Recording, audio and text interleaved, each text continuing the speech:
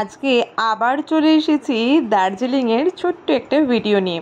Darjeeling mail road থেকে অল্প এগিয়ে রকভিল রোডে নরওয়াং টিবেটান কিচেন বলে একটা রেস্টুরেন্টে। আসলে এই রেস্টুরেন্টটা ছিল আমাদের হোটেলের একদম গ্রাউন্ড ফ্লোরে। তাই সারাদিন ঘুরে বেরিয়ে যখন প্রচণ্ড খিদে পেয়েছে, অথচ নিজের হোটেলের ডিনার তখনও রেডি হয়নি, তাই সন্ধে পেট পুজো করবার জন্য পাড়ি দিয়েছিলাম গ্রাউন্ড ফ্লোরেরই টিবেটান রেস্টুরেন্টটায়।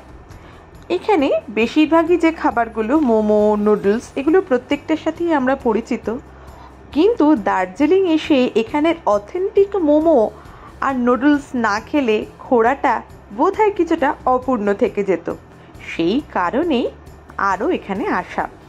তো আমরা অর্ডার করেছিলাম chicken cheese momo. Chicken cheese momo ভীষণই সুন্দর।